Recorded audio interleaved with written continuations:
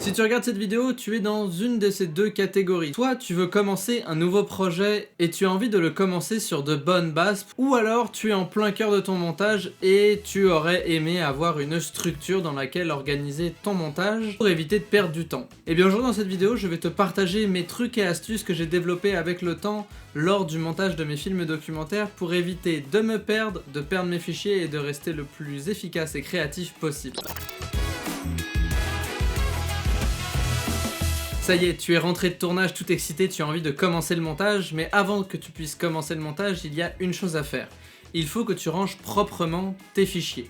Ranger proprement tes fichiers va te permettre à la fois de les retrouver lors de ton montage, mais aussi dans 5, 10, 15, 20, 30 ans, quand tu vas avoir besoin de cette shot-là spécifique parce que tu t'en rappelles et que tu en as besoin peu importe la raison. En ayant une structure de dossier propre, ça va te permettre de le retrouver extrêmement facilement. Personnellement, la manière dont je trie mes différents films, c'est un dossier égale un projet. Par projet, je viens séparer 3 dossiers. Le premier, c'est le rush, où je vais rentrer l'ensemble de ma captation avec une architecture de dossier bien précise. Le deuxième dossier, c'est tout ce qui va concerner la musique, les sound effects que je vais utiliser. Et le troisième, c'est tout ce qui va être les add-ons. Ce que j'appelle les add-ons, c'est les effets de transition, c'est des logos, c'est des textures, c'est tous ces petits ajouts que vous allez faire. Dépendant de vos projets, vous pouvez aussi rajouter un dossier archive si vous avez à travailler avec des archives soit du client, soit du sujet de votre film. Quand on va dans Rush, je trie mes fichiers de la manière suivante. Je les sépare par journée de tournage et à l'intérieur de la journée de tournage, je les sépare par caméra.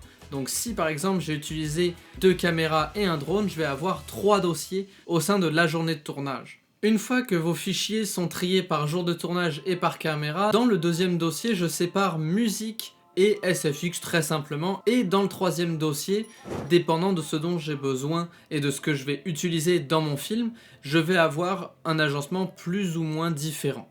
Une fois que l'ensemble de votre captation et l'ensemble de vos musiques, de vos add-ons sont rangés correctement, c'est à ce moment-là que vous allez pouvoir rentrer dans votre logiciel de montage. Avant de commencer quoi que ce soit, prenez le temps de dupliquer la structure de dossier. Quand on a plusieurs jours de tournage, il est très facile de se perdre dans l'ensemble de la captation. De ce fait-là, ce que j'aime bien faire, c'est par journée de tournage, dans votre logiciel de montage, de créer une séquence fil à fil.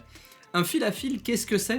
C'est quand on vient prendre, là dans ce cas-là, par jour de tournage, l'ensemble de votre captation. Et une fois que vous allez pouvoir coller tout bout à bout, vous allez pouvoir regarder l'ensemble du tournage qui a été fait cette journée-là. Et ce qui vous intéresse, vous allez pouvoir faire des coupes et placer sur la track de vidéo. De ce fait-là, vous allez avoir un repère visuel très simple pour pouvoir identifier les points qui vous ont accroché l'oreille et qui auraient de l'intérêt pour votre vidéo. Mais aussi et surtout, vous avez un endroit où vous avez l'ensemble de votre captation. Et en plus, le troisième avantage de faire un fil à fil, et c'est à mes yeux le plus important, c'est que vous allez regarder l'ensemble de votre captation. Et de ce fait-là, vous allez savoir exactement ce qu'il y a, ce qui va être intéressant pour vous dépendant de l'angle de traitement de votre vidéo ou de votre film. Mais aussi, ça va vous laisser un endroit avec l'ensemble de votre captation pour la dite journée. Et de ce fait-là, si jamais par hasard vous avez besoin d'un plan en plus, vous avez besoin d'aller revérifier certaines choses et que ça s'est passé durant la deuxième journée de tournage, eh bien vous avez un endroit où vous avez archivé l'ensemble de votre captation en un seul et même lieu. Moi personnellement, le fil à fil, je ne pourrais plus m'en passer, je m'en sers absolument tout le temps, c'est absolument primordial. Donc si jamais il y avait vraiment un conseil à retenir, c'est prenez le temps de faire un fil à fil une fois que vous avez organisé vos fichiers correctement. Lors de votre fil à fil, vous allez pouvoir aussi faire le dérush de vos entrevues. Souvent, dépendamment du sujet de votre vidéo, de votre film ou de la manière dont vous présentez votre projet, il y a des entrevues qui sont souvent le fil rouge et qui va être la trame narrative de votre projet. Pour dérusher vos entrevues, vous allez fonctionner de la même manière que pour le fil à fil. Souvent même, moi je place mes entrevues dans la journée de tournage à côté des autres plans que j'ai tournés et de ce fait-là, j'ai un endroit avec ma captation complète de mon entrevue. Pareil, à ce moment-là, j'écoute l'entrevue, les points qui m'intéressent, je fais des coupes franches au début et à la fin de la section qui m'intéresse. Souvent, j'ai tendance à viser assez large et je viens placer sur la track vidéo 2 le passage qui m'intéresse.